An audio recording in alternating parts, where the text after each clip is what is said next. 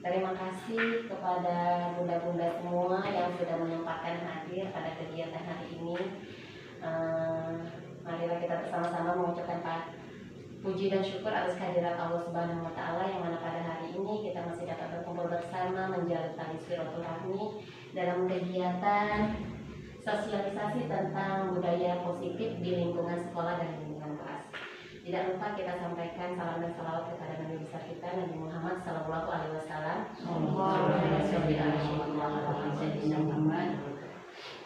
Baik, mudah-mudahan kita akan segera mulai kegiatan kita hari ini. Hari ini izinkan saya untuk memaparkan tentang modul 1.4 yang sudah dipelajari pada program pendidikan guru penggerak, yaitu budaya positif. Apa sebenarnya budaya positif ini? Kalau di TK itu sering kita dengar sekolah ramah anak ya. Sekolah ramah anak juga salah satu budaya positif yang ada di lingkungan sekolah tersebut. Selanjutnya ini ada pertanyaan pemantik. Setuju atau tidak hukuman dapat mendisiplinkan anak? Kira-kira benar-benar setuju tidak? Tidak. Hukuman dapat mendisiplinkan anak. Setuju. Kita lihat nanti ya. Yang kedua, pemberian hukuman dengan hal positif seperti membaca atau membersihkan halaman sekolah dapat meningkatkan disiplin anak. Setuju. Yang ketiga, memberi penghargaan dapat meningkatkan motivasi belajar anak. Setuju. Oke. Kita lanjut. Benar tidak ya? Setuju kita tadi. Nih, yang paling atas ini adalah disiplin positif. Disiplin positif ini hal yang mau kita tuju dari item-item yang ada di bawah sini. Nah, di bawah sini gerak kita sebagai guru lah untuk menciptakan disiplin positif yang akhirnya ke budaya positif yang ada di lingkungan sekolah. Yang pertama ini, Anda tidak bisa mengontrol orang lain, hanya Anda yang bisa mengontrol diri Anda. Kira-kira siapa yang bisa mengontrol diri kita? Tidak ada yang bisa mengontrol kita ya selain kita sendiri. Berarti kontrol diri itu ada pada diri orang tersebut. Berarti tidak ada unsur dari luar ya. Setuju berarti. Nah, makna disiplinnya adalah kontrol diri dengan mengenali potensi kita agar mencapai tujuan mulia, yaitu sesuatu menjadi seseorang yang kita inginkan berdasarkan nilai-nilai yang kita hargai. Yang kedua ini, semua perilaku yang memiliki tujuan. Ada teori motivasi. Teori motivasi ini yang pertama untuk menghindari hukuman. Biasanya kalau untuk menghindari hukuman kita itu ada hal yang kita lakukan, tapi di sini dia motivasinya motivasi intrinsik, masih ada dari luar. Misalnya kita datang tepat waktu karena takut dimarahi oleh kepala sekolah, seperti itu. Itu artinya disiplin positif yang terjadi pada diri kita bukan karena keinginan kita, cuma karena ada teguran, takut karena teguran, seperti itu ya. Berarti di situ masih berada di motivasi ekstrinsik, sama seperti nomor 2, untuk mendapatkan imbalan. Misalnya, setiap guru yang hadir tepat waktu atau mengikuti aturan sekolah, maka di akhir tahun akan mendapatkan apresiasi dari kepala sekolah, seperti itu. Itu masih termasuk ke motivasi ekstrinsik, belum dari dirinya sendiri, seperti itu. Nah, yang ketiga, untuk menghargai diri sendiri inilah dia motivasi intrinsik yang ada baiknya muncul pada diri kita sendiri. Nilai-nilai kebajikan universal, keyakinan kelas. Nah, keyakinan kelas ini biasanya kita buat di kelas, karena kan keyakinan kelas. Teman-teman guru di sekolah, saya yakin sebelum melakukan kegiatan pembelajaran pasti menanyakan ke anak-anak, membuat kesepakatan bersama ya. Nah, kesepakatan bersama itu juga bisa disebut dengan keyakinan kelas. Cuman ada bedanya antara kesepakatan kelas dengan keyakinan kelas. Seperti punya kami, ini kesepakatan kelas, kesepakatan saat bermain, kesepakatan saat berdoa, ini saat bermain, ini saat kegiatan pembelajaran.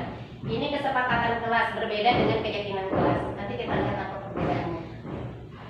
Nah, yang di sini model berpikir menang-menang. Kalau kita biasanya kan model berpikir menang kalah. Di sini rubah, kadang-kadang jadi menang-menang, jadi tidak ada yang dirugikan. Maksudnya ini antara guru dan murid, seperti itu. Seperti kalau kegiatan kita menghukum anak kan kita merasa menang, anak ya kalah. Nah, ini bagaimana caranya kalau kita menciptakan model pemikiran yang menang-menang? kolaborasi dan konsensus menciptakan pilihan-pilihan baru. Berada pada 5 kontrol. Kita sekarang sebagai pendidik kira-kira berada di kontrol mana ya? Di 1, penghukum, 2, pembuat rasa bersalah, 3, teman, 4, pemantau, 5, manajer. Kita lihat nanti apa saja item-item atau indikator-indikator yang ada pada 5 posisi kontrol tersebut. Nanti kita lihat kita sudah berada di mana. Nah, yang paling tinggi itu di sini, di posisi manajer. Pada posisi manajer ini, hal yang harus kita lakukan dalam menghadapi suatu masalah melalui segitiga restitusi untuk menyelesaikan permasalahan tersebut, yaitu 1, menstabilkan identitas, 2, validasi kebutuhan, 3, menanyakan keyakinan. Nanti akan kita bahas di slide berikutnya ya. Terkadang anak itu melakukan sesuatu kesalahan yang kita anggap itu salah sebenarnya, tapi anak kan memang tidak tahu kalau itu salah. Sebenarnya ada kebutuhan yang sebenarnya ingin ia penuhi. Ini adalah 5 kebutuhan dasar manusia. Setiap manusia membutuhkan ini. Pertama, bertahan hidup. Bertahan hidup ini seperti makan, pakaian, kerjaan, rumah, sandang pangan, seperti itu ya. Yang penguasaan ini artinya butuh pengakuan dari orang-orang sekitar, seperti itu. Yang kasih sayang dan rasa diterima pasti ya. Kita merasa ingin dicintai, disayangi oleh orang-orang di sekeliling kita. Yang ketiga, kesenangan, apalagi anak-anak TK.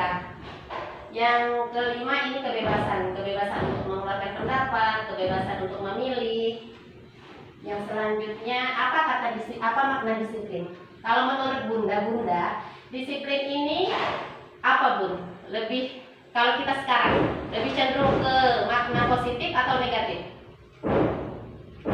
Kira-kira positif ya. Berarti kita tidak yang ke sini. Biasanya kan kita dalam budaya kita itu disiplin itu lebih mengarah sesuatu yang lebih bersifat menghukum ya, hukuman. Sifatnya kalau kita tidak ngikut aturan pasti ada konsekuensi atau hukuman-hukuman yang akan kita terima, seperti itu. Nanti di sini kita belajar apa sih sebenarnya disiplin positif dan bagaimana cara untuk menciptakan disiplin positif itu. Nah, ini adalah nilai-nilai kebajikan universal. Nilai-nilai kebajikan universal ini maksudnya nilai-nilai yang ada atau yang ingin kita capai, seperti itu. Ada mandiri, ini yang itu apa Bun? Profil pelajar Pancasila. Masih ingat tak nyanyi? Ya, 1, 2, 3. Pelajar Pancasila beriman dan bertakwa pada Tuhan Yang Esa dan berakhlak mulia, berkebinekaan global, gotong royong mandiri, kreatif dan bernalar kritis. Oke, terima kasih. Nah, pada kurikulum Merdeka inilah tujuannya. Profil pelajar Pancasila ini adalah tujuan dari kurikulum Merdeka. Nah, inilah yang akan kita capai dari nilai-nilai kebajikan universal yang ingin kita capai dari kegiatan pembelajaran dari kurikulum Merdeka. Salah satunya yaitu dengan budaya positif tadi. Bagaimana caranya menciptakan budaya positif di lingkungan sekolah. Yang ini teori motivasi, hukuman, penghargaan, dan restitusi. Nah, ini yang saya katakan tadi. Untuk menghindari teori perilaku manusia yang motivasi eksternal tadi ya, untuk menghindari ketidaknyamanan atau hukuman. Apa yang akan terjadi apabila saya tidak melakukannya? Berarti kan dia takut dengan hukuman. Berarti masih ada motivasi eksternalnya, belum ada dari internal. Dia melakukannya terpaksa berarti ya. Yang di nomor 1. Yang di nomor 2, untuk mendapatkan imbalan dari orang lain. Ini ibaratnya itu kita memberi berarti harus menerima, mengharapkan imbalan ya. Di sini masih ada motivasi eksternal. Coba kalau tidak ada imbalan, apakah ia akan melakukannya? Nah, belum tentu ya. Berarti memang motivasi eksternal masih melekat di tubuhnya, seperti itu. Yang ketiga, untuk menghargai diri sendiri. Dia datang tepat waktu atau dia mengikuti tata tertib yang ada di sekolah, itu karena dia sadar bahwa itu memang ketentuan dan itu merupakan keyakinan dia. yang harus dilakukannya. Walaupun tidak mendapat hadiah atau imbalan, walaupun tidak ada apresiasi dari teman-teman sekeliling, tetap ia lakukan. Berarti motivasi yang dilakukannya adalah motivasi intrinsik yang sudah ada pada dalam dirinya. Seperti itu ya Bunda-bunda. Ini lebihnya ke kita sebagai guru. Tapi anak-anak juga ada yang seperti itu ya. Anak-anak itu biasanya di nomor berapa? 1, 2, atau 3? Nomor 3 biasanya 1, 2. 1, 2 ya. 1, 2.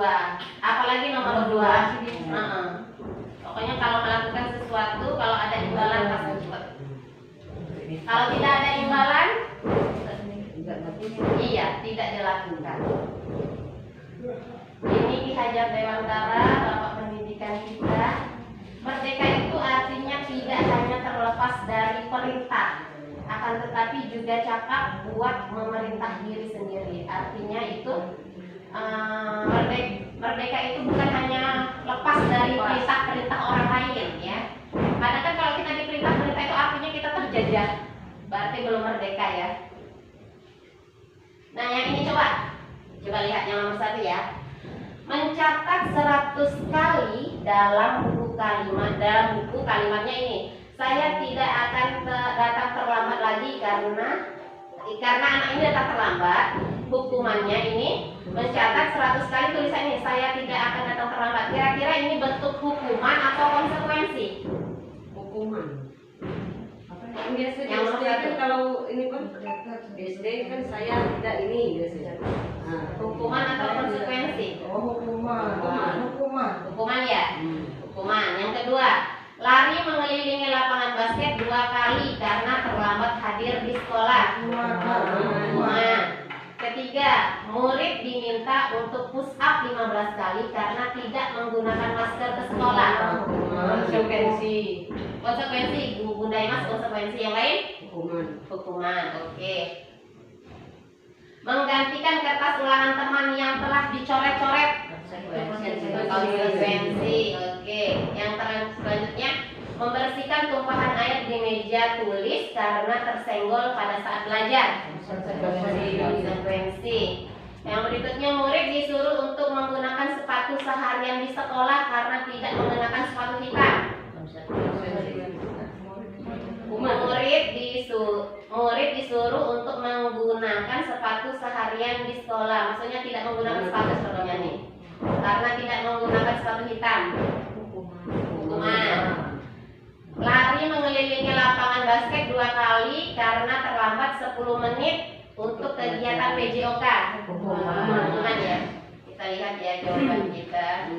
Yang nomor 1 benar hukuman, nomor 2 benar hukuman, nomor 3 benar hukuman, nomor 4 konsekuensi, 5 konsekuensi, 6 tadi benar hukuman ya. Yang ke-7 konsekuensi. Dari ini apa yang dapat Bunda-bunda simpulkan antara hukuman dan konsekuensi?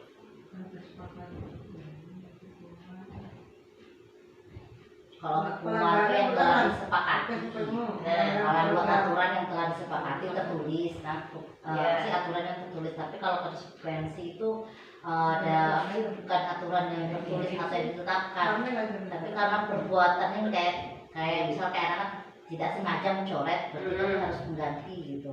Konsekuensi itu kayak ada dorongan dari dalam. Iya, berarti kalau konsekuensi ada dukungan dari dalam maksudnya ya. Motivasinya dari dalam seperti itu. Kalau hukuman dari eksternal ya.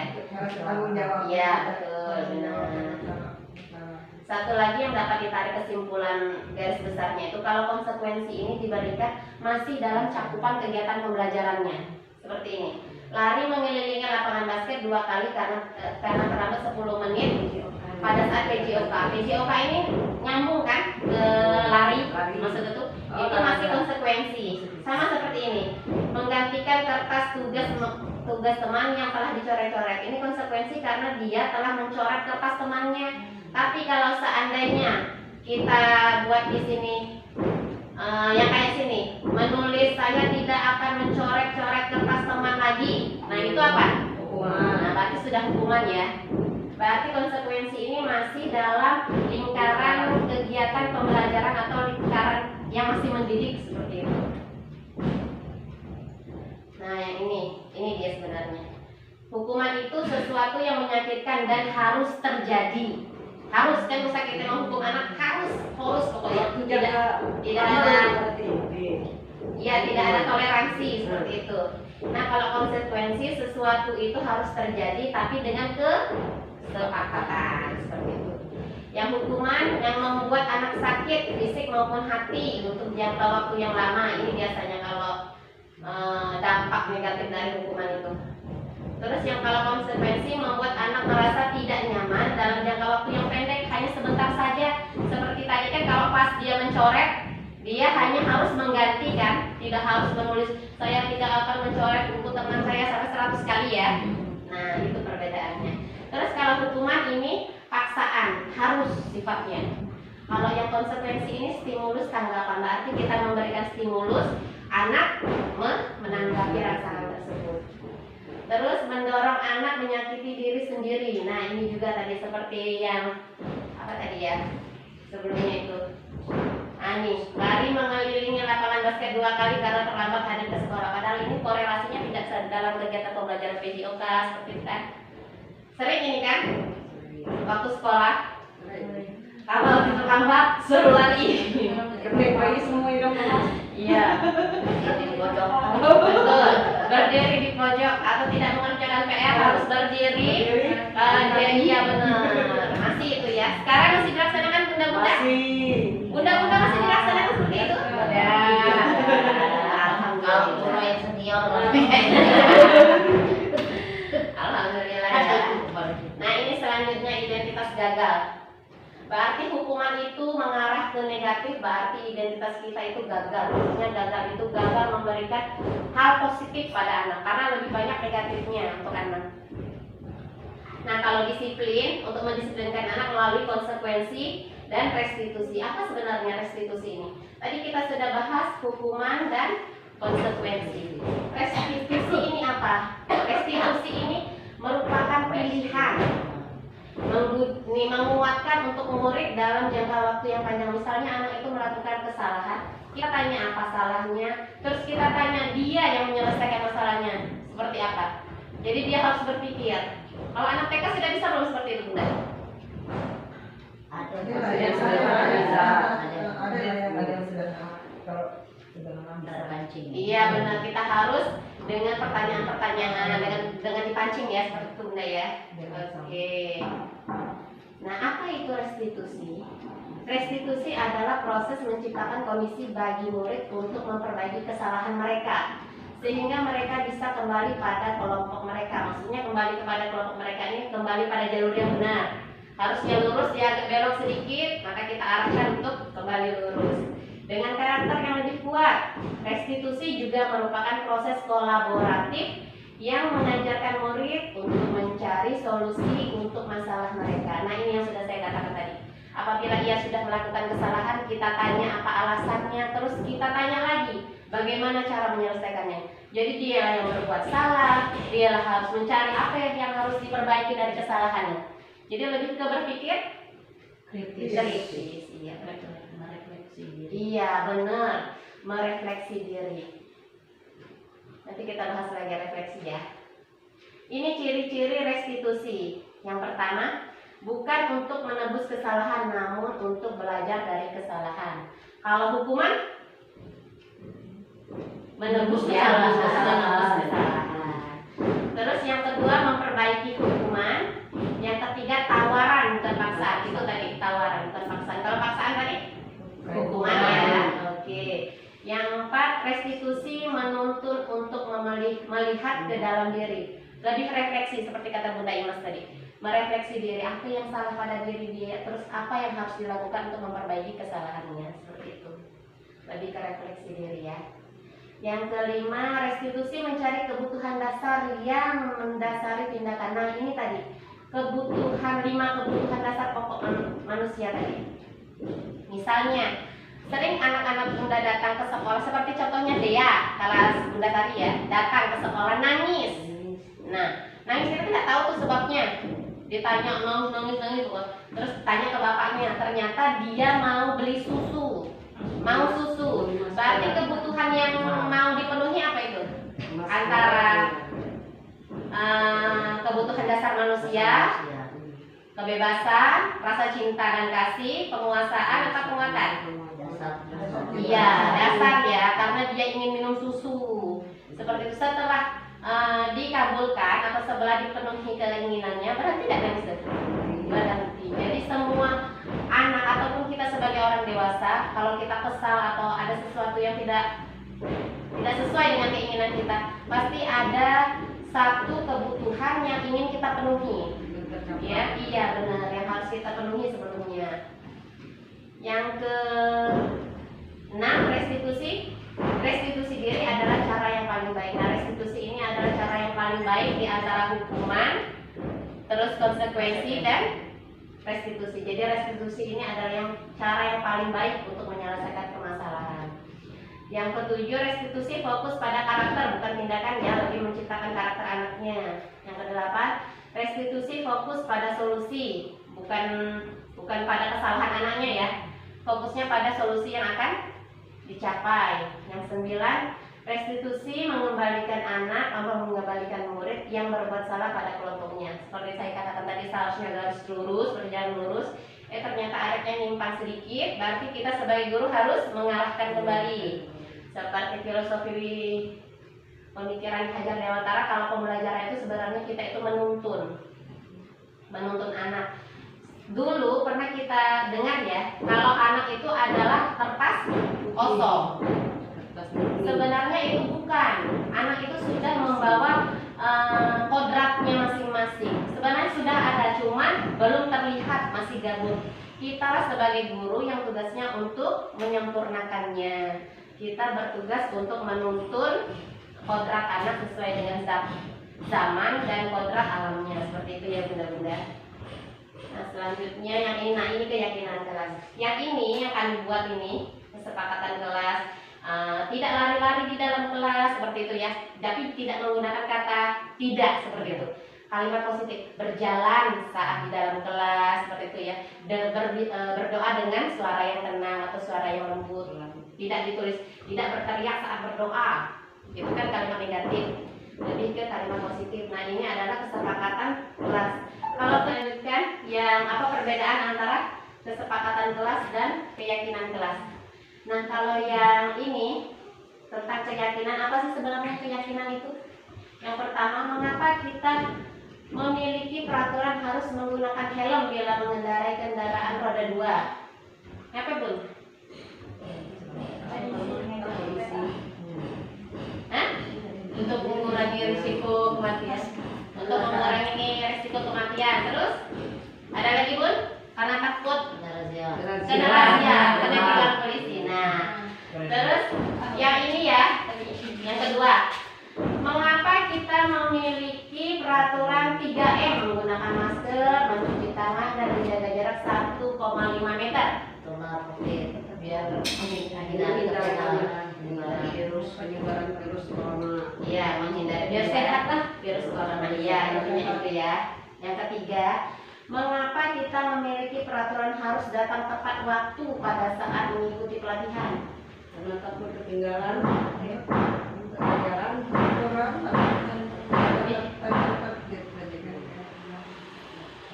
takut misal ada ini. Oh, mengapa kita memiliki? Iya, biar disiplin. Nah, itu dianya. Lebih, kalau keyakinan itu lebih bersifat umum, universal. Yang pertama, mengapa kita memiliki peraturan harus menggunakan helm bila mengendarai kendaraan roda 2? Ini lebih ke keselamatan, keyakinannya, ya. Keyakinannya itu lebih ke keselamatan. Yang kedua, apa? Betul, kesehatan. Yang ketiga, disiplin dan menghargai, dan menghargai waktu, menghargai orang lain, ya. Kita lihat selanjutnya. Nah, ini kesepakatan kelas. Ini kesepakatan kelas yang termasuk keyakinan kelas yang mana? Yang kanan atau yang kiri? Oh, sudah sini. Yang sini kesepakatan kelasnya datang tepat waktu, mengucapkan salam. Yang keyakinan itu. Yang sini keyakinan. Keyakinan enggak, Yami? Keyakinan. Keyakinan. Yang ini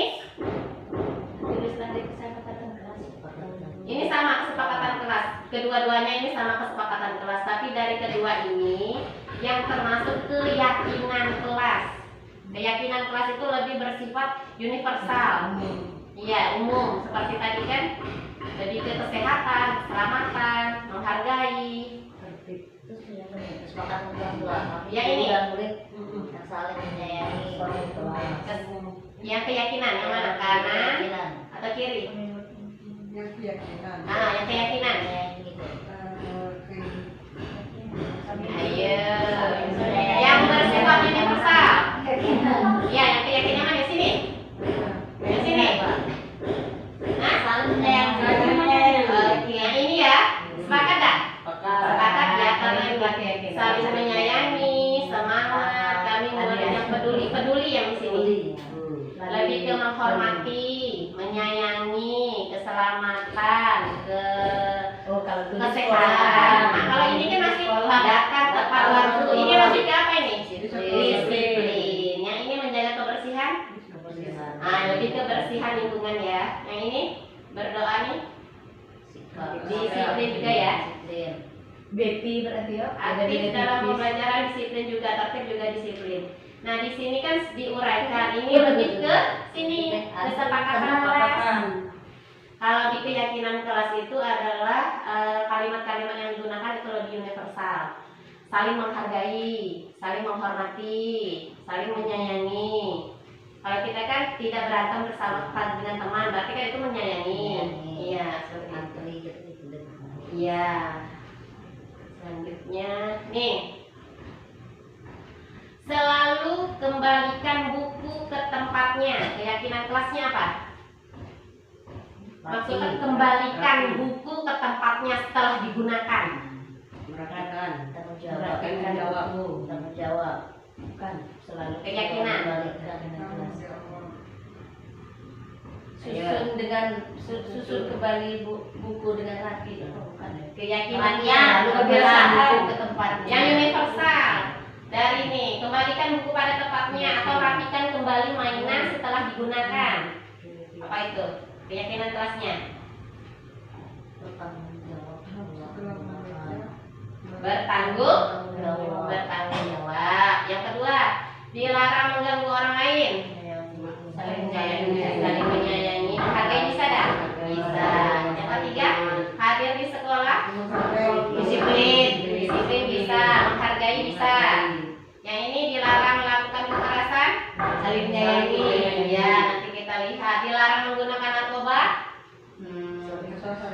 Kesehatan, benar.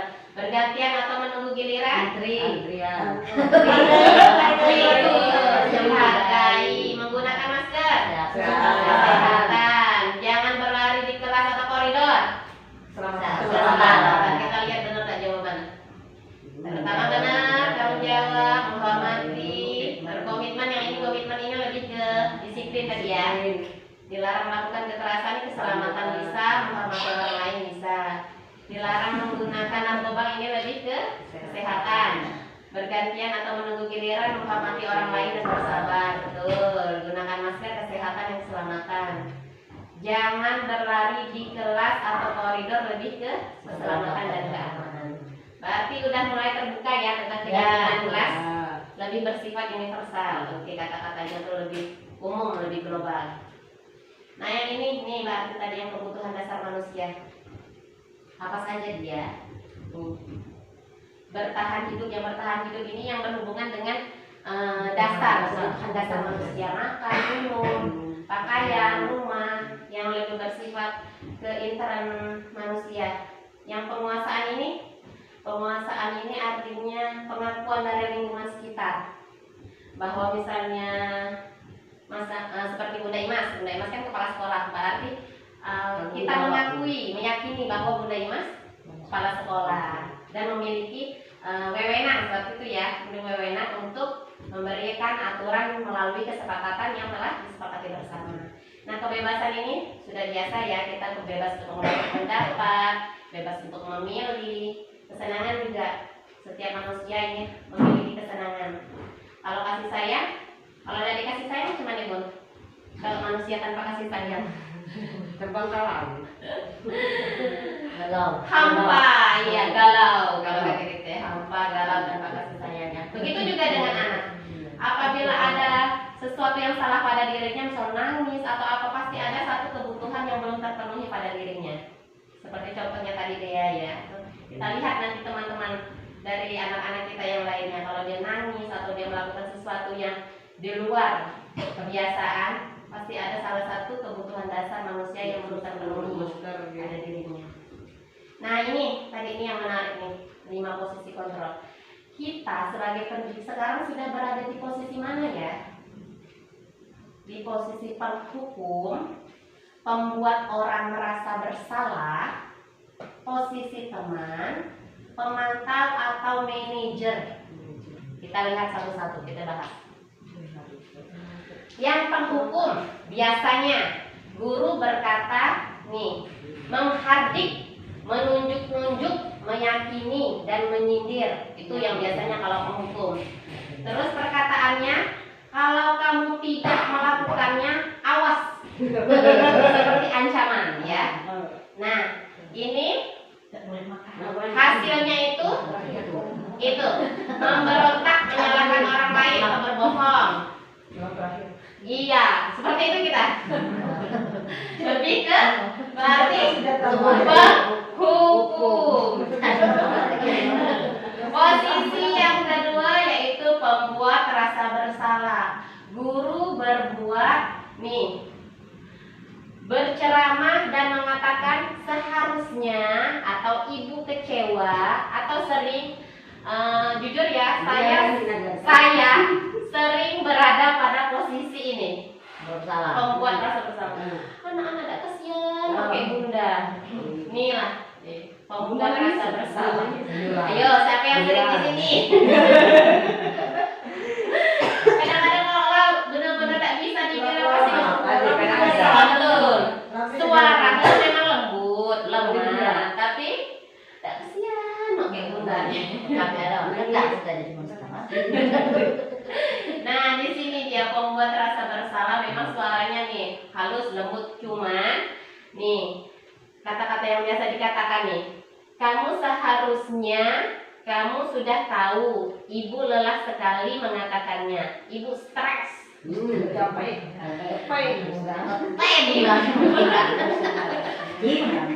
Baru belum sama Iya benar. Baju Atala kemarin, Rina.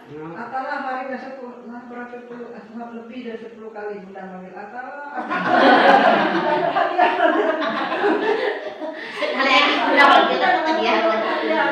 Iya, Benar sekali. Kalau posisi kontrol teman, nih membuat alasan-alasan untuk muridnya, itu perbuatan gurunya. Kalau perkataannya, ayolah lakukanlah demi ibu. Biasanya kan, yuk kita kan kawan, kayak seperti itu ya. Nah itu kontrolnya itu pada posisi teman. Tapi terkadang ada negatifnya dari posisi ini. Apa Bun? Kira-kira negatifnya? Betul, anak kurang menghargai kita karena dia merasa kawan. Nah, kalau kawan kan masing-masing dia bestie. Nah, betul. Jadi kadang-kadang sebenarnya bagus juga posisi teman ini. Jadi kita mengerti anak seperti itu yang merangkul. Cuma negatifnya anak kurang menghargai keberadaan kita. Nah, kalau pemantau ini, guru itu berbuat menghitung dan mengukur. Gurunya berkata apa peraturannya. Pemantau ini artinya memantau tanpa terlibat. Jadi kayak pemantau baik, memantau kegiatan anak-anak itu baik tanpa harus dari mengerjakan. kayak seperti itu, tanpa terlibat dalam kegiatan anak-anak. Tapi kalau teman kan merangkul, berteman. Kalau yang manajer ini mengajukan pertanyaan-pertanyaan, sama yang tadi restitusi tadi. Kalau melakukan kesalahan, guru bertanya apa alasannya dan apa yang harus dilakukan ke depannya. Nih, pertanyaan-pertanyaannya, apa yang kita yakini. Nah, yang ini nih, apa yang kita yakini ini kembali ke keyakinan kelas yang telah disepakati bersama. Ini segitiga restitusi ini dilakukan untuk kita sebagai posisi manajer. Posisi manajer ini posisi yang paling tinggi, kayak di perusahaan. Direktur Jadi utama, bos. direktur utama perusahaan. Ini kan kepala sekolah direktur utama. Kita kan sebagai guru, manajer. Nah, ini kegiatannya. Segitiga restitusi. Pada saat anak melakukan kesalahan, nah di sini pertama hal yang dilakukan adalah menstabilkan identitas. Maksudnya menstabilkan identitas ini menenangkan emosi anak tersebut. HP tidak nak, kira-kira seperti itu biar tidak terlalu kadang-kadang anak kan tidak enak bercerita kayak dengan PD kayak itu kan, jadi kita tidak HP cerita lah kayak bunda. Nah di situ menstabilkan identitas. Terkadang kita lah dilakukan, cuma baru tahu baik, oh itu namanya segitiga restitusi. Macam kayak pembelajaran berdiferensiasi. TK ternyata lama nih sebelum itulah di pembelajaran berdiferensiasi. Cuma kita baru tahu, oh tuh ternyata pembelajaran berdiferensiasi itu pembelajaran yang banyak, menyediakan kegiatan main untuk anak memilih mana tanpa harus ada paksaan seperti itu ya. Lah sering maksudnya kita jalankan, cuma baru tahu. Betul. Nah lanjut yang kedua, setelah menstabilkan identitas tadi, menenangkan, habis itu nih validasi kebutuhan. Validasi ini artinya nih, kamu tentu punya alasan. Kita bertanya alasan dia melakukan kesalahan tersebut. Seperti kemarin ya, kegiatan demonstrasi kontekstual modul segitiga restitusi ini kemarin kan disuruh buat skenario kegiatan segitiga restitusi. Pada saat itu saya tuh buat kegiatannya Reza, kesalahannya itu mencoret-coret meja. Jadi ditanya dulu, tidak apa-apa, semua orang pernah berbuat salah. Terus ditanya lagi, mengapa Reza mencoret-coret meja? Pasti dia punya alasan. Ternyata dia mau menggambar, tidak ada kertasnya, seperti itu kan? Jadi yang ketiga di sini menanyakan keyakinan. Keyakinan kelas apa yang telah dilanggar? Kalau mencoret-coret meja tadi keyakinan apa kira-kira? Kebersihan. Nah setelah dia tahu, oh ya bunda, berarti melanggar keyakinan kebersihan. Berarti dia harus berpikir kembali, apa yang harus dilakukan? Kira-kira Zeza tadi melakukan apa setelah mencoret-coret? Terus dia tahu kalau keyakinan yang dilanggar adalah kebersihan. Kira-kira? Iya, membersihkan meja yang telah dicoret-coret tadi. Nah seperti itu kurang lebih bunda-bunda ya. Nah ini ya yang tadi menstabilkan identitas yang sudah saya jelaskan tadi. Kebutuhan dasar, menanyakan keyakinan. Berarti hal utama yang harus dilakukan itu membuat keyakinan kelas. Ya. Kesepakatan kelas ini bagus lah, tinggal kita merangkum jadi keyakinan kelas. Nah ini contoh dari posisi kontrol. Contoh kasus pertama, patuhi aturan saya atau awas, kamu selalu saja salah, selalu pasti, selalu terakhir selesai. Apa ini kira-kira? Penghukum, pembuat rasa bersalah, teman, pemantau, atau manajer? Membuat rasa bersalah. Patuhi aturan saya atau awas? Kamu membuat rasa bersalah. Yang atas itu Satu-satu. Penghukum. Guru seperti ini senantiasa percaya hanya ada satu cara agar pembelajaran bisa berhasil, yaitu cara dia, tidak mau menerima cara orang. Nih berarti lebih ke penghukum. Yang kasus kedua coba bunda. Ayo bantulah demi bapak. Nah, ayo ingat tidak bantuan bapak selama ini. Tuh merasa bersalah. Ayo tidak. Jika tidak. Ayo. Nih ingat di kata kunci, hal negatif dari posisi ini adalah murid hanya akan bertindak untuk guru tertentu dan tidak untuk guru lainnya. Murid akan bergantung pada guru tersebut. Terus posisi teman. teman. kalau kita sudah ke satu anak, misalnya Bunda Anca sama Revan berteman, besti. Pas Revan masuk ke kelas Bunda Sari, belum tentu dia besti sama Bunda Sari. Iya dah. Ke kelas Bunda Lina belum tentu dia besti sama dengan Bunda Lina. Berarti dia ikut aturannya hanya dengan Bunda Anca, karena dia sudah menganggap Bunda Anca seperti teman, bestinya tadi itu. Nah, ini juga salah satu negatif dari posisi teman tadi. Yang nomor 3, ibu sangat kecewa sekali dengan kamu. Berapa kali bapak harus memberitahu kamu ya? Gimana coba kalau orang tua kamu tahu kamu berbuat begini? Iya, membuat rasa bersalah. Membuat rasa bersalah nih, macam mana caranya? Yang nomor 4, peraturannya apa? Apa yang telah kamu lakukan? Sanksi atau konsekuensinya apa? Iya, pemantaunya lebih tegas. Kalau yang ini, apa yang kita yakini? Apakah kamu meyakininya?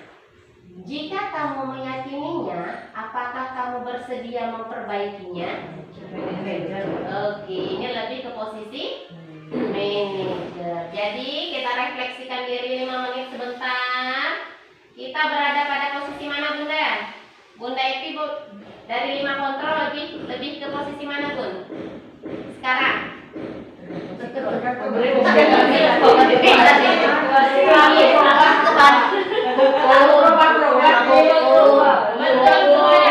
Jawabannya pas. Benar. Kita tidak mesti harus manajer, sesuai dengan kebutuhan situasi dan kondisi di lapangan. Iya, iya. Kita ada masalah.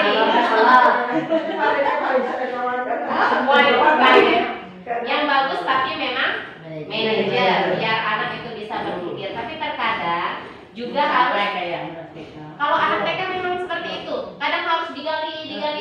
Kita yang lebih aktif bertanya, anak dia apa itu baik? Malu, Bunda. Nah, itu apa, Bunda?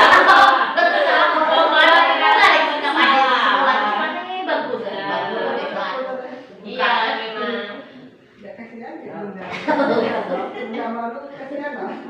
Kasihan pakai Bunda. Iya, Bunda malu Dari segi orang tuh dia jadi kontrol kita itu. Mas, Bunda dibantu ke sekolah. Malu dari Oh, betul. Iya.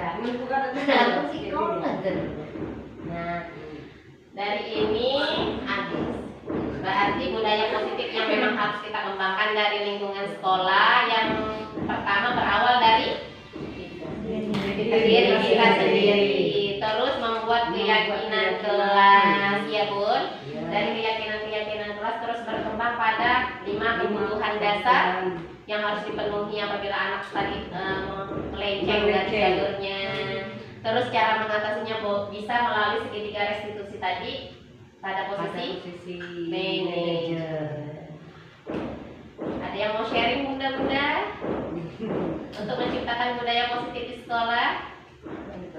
Kita segitiga. Iya, bikin segitiga dasar. Ini puncak kata Bu Guru. Tapi dia bisa menekan ke bawah. Harus bisa mengontrol.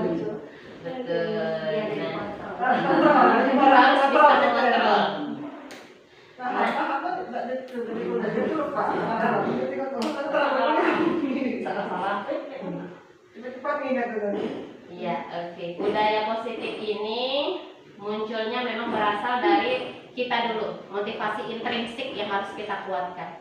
Tanpa harus ada imbalan, tanpa harus takut ada hukuman, seperti itu ya Bunda-bunda. Jadi selain itu, saya juga sudah melakukan mulai dari kelas sendiri. Budaya positif yang saya lakukan itu menciptakan atau menumbuhkan karakter anak itu melalui kegiatan bercerita. Kita kan memang ada kegiatan bercerita ya sebelum kegiatan kegiatan pembelajaran itu dilakukan. Nah, itu lebih diintenskan lagi melalui pesan moral yang ada di cerita itu, insya Allah akan menumbuhkan karakter baik pada anak. Nah, selain itu juga kemarin saya mengundang orang tua untuk hadir mensosialisasikan kegiatan saya itu agar ada timbal balik antara sekolah dan kegiatan di rumah. Iya, seperti itu. Saya kemarin menyarankan kepada orang tua untuk membacakan dongeng atau membacakan buku cerita kepada anak 5 menit sebelum tidur. Jadi kegiatan di sekolah dan kegiatan di rumah itu nyambung, sinkron seperti itu ya. Nah, itu budaya positif yang saya lakukan dari sekolah dan kesinambungan di rumah atau di keluarga anak-anak. Mungkin itu saja bunda-bunda sosialisasi tentang budaya positif ini. Mungkin ada yang mau ditanyakan atau sharing? Budaya positif ketika anak nih, kalau yang terbiasa itu lah imbalan tadi lah. Iya, lebih ke memang kalau anak-anak TK itu lebih ke penghargaan. Karena memang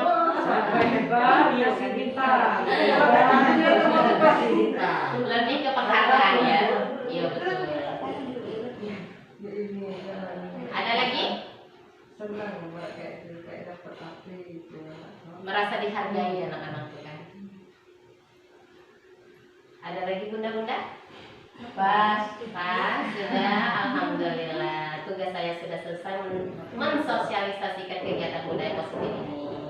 Nah, untuk apa bunda? Belum, untuk teman-teman saya ucapkan banyak terima kasih atas kesempatan dan waktu yang telah disediakan untuk kegiatan ini. Kepada Allah saya mohon ampun apabila ada kata-kata yang salah, saya mohon maaf teman-teman ya. Saya akhiri wabillahi taufiq wal hidayah. Wassalamualaikum warahmatullahi wabarakatuh. Waalaikumsalam warahmatullahi wabarakatuh. Terima kasih.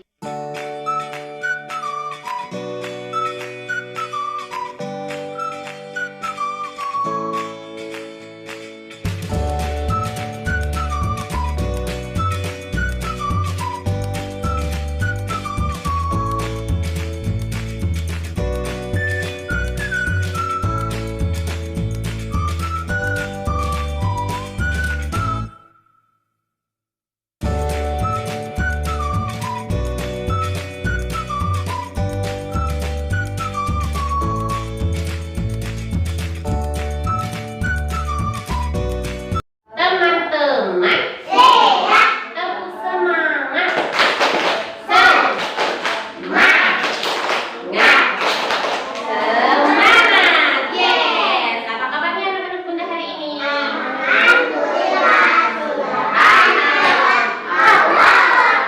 Semuanya sehat? Sehat, alhamdulillah. Pagi ini bunda akan membacakan anak-anak cerita yang berjudul deng deng deng deng deng deng deng. Aku juga ciptaan Allah. Siapa yang mau mendengar? Saya. Pada saat bunda membacakan cerita, anak-anak harus apa ya? Iya, harus diam dan kita harus mendengarkan. Are you ready? Oke, siap ya. Kita mulai dari halaman 1. Nih ceritanya. Di sebuah taman banyak sekali tumbuh bunga berwarna-warni. Semua tampak indah dipandang mata. Di sana banyak hidup binatang-binatang kecil seperti semut, ulat, kupu-kupu, dan lebah. Si keket adalah seekor ulat yang berwarna hijau. Matanya bulat, badannya gempal. Ia senang makan daun-daun yang ada di taman. Nah, ini namanya siapa tadi ulat tadi? Si keket. Lanjut di halaman 2. Siang itu seekor lebah yang bernama Upi sedang asik menikmati keindahan taman yang penuh dengan bunga warna-warni. Upi biasa menghisap sari-sari bunga yang ada di taman. Saat sedang asik menikmati keindahan taman, si Upi bergumam di dalam hati.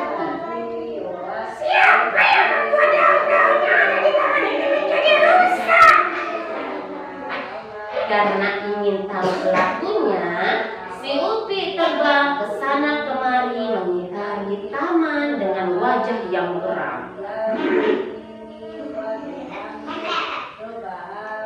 Alhamdulillah, hari ini aku masih bisa makan daun-daun segar ini, ujar si Keket. Tak lupa sebelum makan, si Keket membaca doa terlebih dahulu. Wah, si Keket ternyata pintar, bisa baca doa makan. Anak-anak muda bisa nggak baca doa makan? Coba Bunda dengar. Bismillah.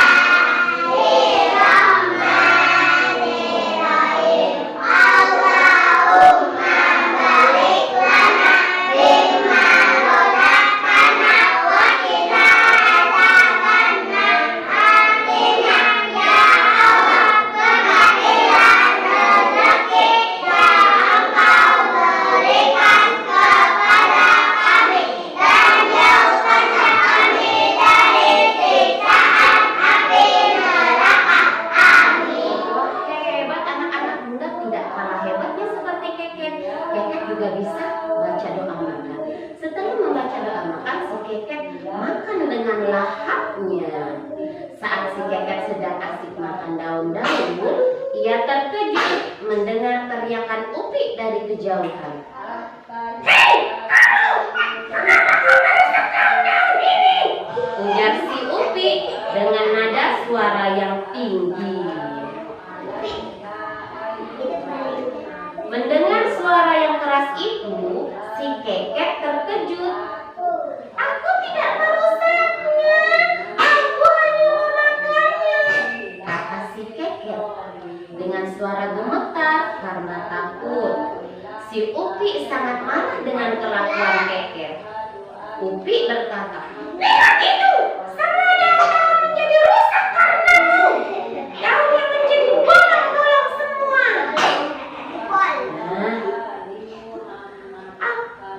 Aku tidak suka. Ayo cepat tinggalkan tempat ini. Dasar kau, si ular jelek, tidak berguna, kata si Upi dengan kasarnya. Mendengar perkataan Upi yang kasar, Keket menjadi sedih. Jangan lihat aku adalah naga yang menghasilkan madu dan bermanfaat untuk manusia. Tidak sepertimu, kau hanya bisa merusak keindahan taman ini, ujar si Upi dengan sombongnya. Walaupun aku begitu, aku juga kan ciptaan Allah, kata si Keket dengan suara lirik. Kasian gak sama si Keket? Kasian ya sama si Keket ya. Terus apa yang terjadi ya? Beberapa hari kemudian, Upi berkeliling taman untuk memastikan kalau si Keket tidak merusak daun-daun yang ada di taman lagi.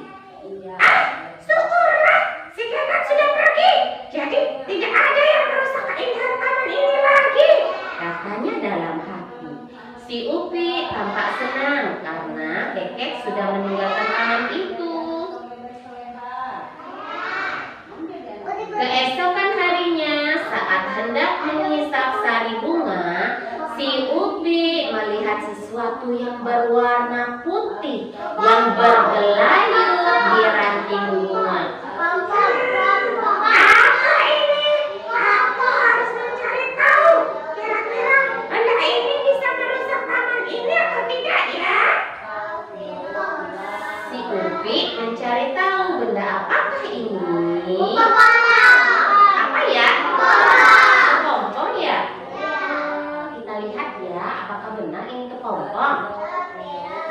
Beberapa hari kemudian, benda putih yang bergelayut di ranting bunga itu akhirnya pecah dan keluarlah seekor kupu-kupu yang cantik. Sayapnya berwarna kuning kemerahan. Ia tampak cantik sekali. Ternyata benar, ini adalah kepompong. Kemudian kepompongnya pecah menjadi kupu-kupu pintar. Saat Upi sedang menghisap sari-sari bunga yang ada di taman, ia terkejut melihat seekor kupu-kupu yang cantik menghampirinya. Kupu-kupu itu berkata, "Hai Upi, Upi, apa kabarmu? Upi terkejut karena kupu-kupu itu mengenalinya. Aku baik. Kamu siapa? Apakah kamu mengenaliku? Hah? Aku adalah Keket, kata kupu-kupu yang cantik itu. Hah? Benarkah itu kau? Dulu kau seekor ulat yang merusak daun-daun yang ada di taman ini. Bagaimana bisa kau menjadi seekor kupu-kupu yang cantik? Tanya si Upi. Kupu-kupu tersenyum sambil berkata, iya Upi, aku telah bermetamorfosis menjadi kupu-kupu setelah kenyang memakan makanan, memakan daun yang ada di taman ini, kata si Keket. Oh begitu, aku minta maaf ya Keket, karena dulu aku sudah mencelamu, kata si Upi. Iya Upi, aku sudah memaafkanmu.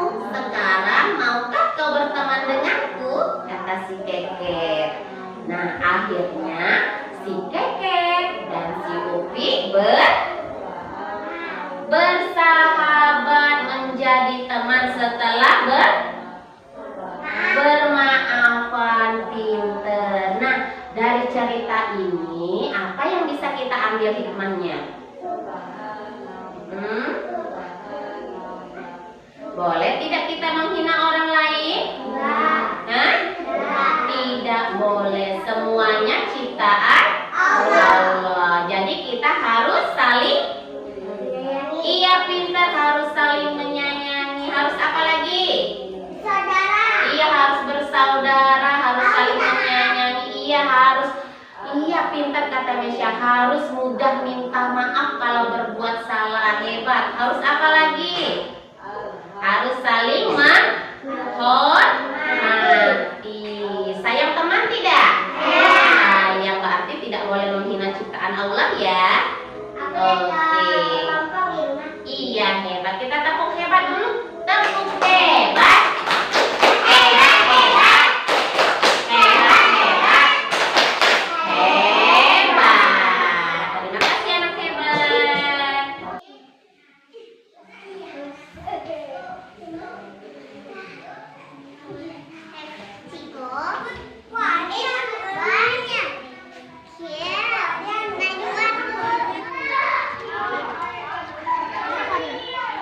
Ya.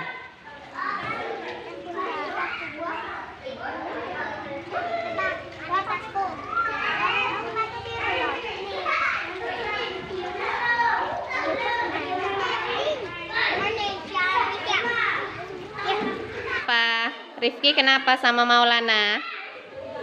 Ki, kenapa Ki? Oh, jadi Rifki nggak sengaja menindih tangan Maulana. Maulana sakit ya tangannya ya? Iya, terus jadi Rifkinya harus apa ya? Ki? Harus apa sama Maulana? Iya, coba Bunda mau lihat minta maafnya gimana. Iya, sayang lagi ya sama teman ya. Maulana maafin temannya? Maafan nggak? Dimaafin nggak? Oke, terima kasih ya Maulana. Terima kasih kepada mama-mama yang telah menyempatkan hadir. Ini kegiatan ini adalah sosialisasi tentang Bunda ini punya program. Program itu untuk membentuk karakter anak. Tapi kalau kita hanya berperan dari sekolah, tanpa bantuan dari rumah, jomblang kan.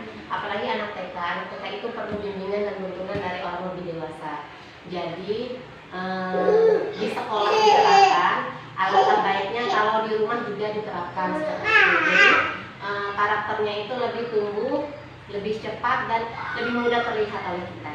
Nah, untuk saat ini Bunda ucapkan banyak terima kasih ya Man, kesempatannya kita bersinergi bersama membangun karakter baik anak kita melalui budaya positif. Nah, budaya positif yang Bunda terapkan di sekolah itu yaitu membentuk karakter anak itu melalui kegiatan bercerita. Jadi sebelum ini Bunda tanya dulu, di rumah siapa yang sering menceritakan cerita kepada anak? Biasanya kan anak-anak tuh kalau sebelum tidur ada yang minta dibacakan cerita seperti itu. Ada nggak, Mas? Nah, alangkah baiknya berarti mulai sekarang dibiasakan. Selain membaca cerita itu dapat meningkatkan, menumbuhkan karakter pada anak melalui pesan moral yang ada di buku cerita ini, juga dapat menumbuhkan kedekatan antara anak dan orang tua seperti itu, Mas. Seharian kita telah beraktivitas, kan anak-anak di sekolah,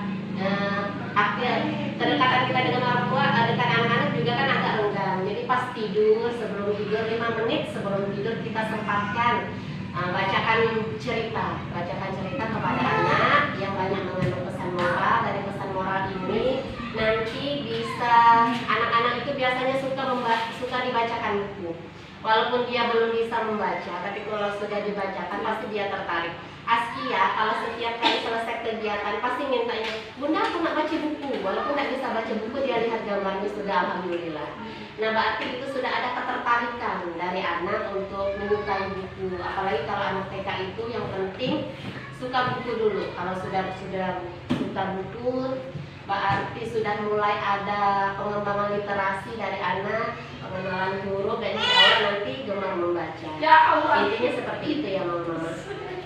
Nah, untuk yang kegiatan membaca ini, Bunda biasanya sebelum kegiatan pembelajaran memang ada di kegiatan di sekolah. Sebelum belajar itu kegiatannya membaca.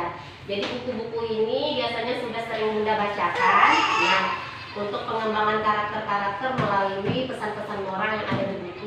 Jadi Bunda juga minta tolong sama Mama, kalau sebaiknya di rumah juga mulai diterapkan membaca buku pada anak sebelum tidur, kalau misalnya 5 menit sudah mulai diterapkan lah seperti itu ya Mama. Jadi di sekolah diterapkan, di rumah juga diterapkan, insya Allah karakter baik pada anak agar cepat tumbuh seperti itu. Nah, untuk kegiatan ini ada yang ditanyakan nggak Mama? Misalnya aku tidak di buku, cuma dia nak cerita Bunda. Kalau misalnya kendala tidak punya buku, Mama punya handphone kan? Handphonenya canggih-canggih semua. Mama bisa cari di Google cerita-cerita anak seperti itu. Nah, bisa diceritakan lewat cerita-cerita yang ada di Google juga boleh. Ada lagi mau Mama? Kadang-kadang anak nih kalau kita hanya suruh misalnya sebelum itu tuh harus cuci tangan dulu. Kadang-kadang ingatnya sebentar, tapi kalau melalui cerita misalnya si Bimo yang malas cuci tangan, akhirnya kan dia sakit perut, jadi dia enggak jadi si Bimo cuci tangan bisa sakit perut. Jadi melekat di anak itu pesan moral melalui cerita seperti itu. Jadi Bunda lebih melalui kegiatan bercerita untuk menanamkan budaya positif pada anak, khususnya untuk menumbuhkan karakter pada anak usia dini. Seperti itu Mama. Ada yang mau ditanyakan? Ada sosialisasi? Kalau sekali-sekali mau baca-baca buku di sekolah juga ada apa-apa Mama? Boleh. Sudah? Ada lagi? Sudah? Sekarang sama kita dapat terus berjalan ya Ma. Nanti Bunda pantau sudah berapa buku yang ada minggu ini, seperti itu ya. Oke, alhamdulillah Bunda banyak-banyak mengucapkan terima kasih atas partisipasinya, dukungan. Semoga anak-anak kita menjadi anak-anak yang sehat, cerdas, dan berkarakter. Amin ya rabbal alamin. Mungkin hanya itu saja yang dapat Bunda sampaikan. Akhir kata Bunda ucapkan wabillahi taufiq wal hidayah. Wassalamualaikum warahmatullahi wabarakatuh.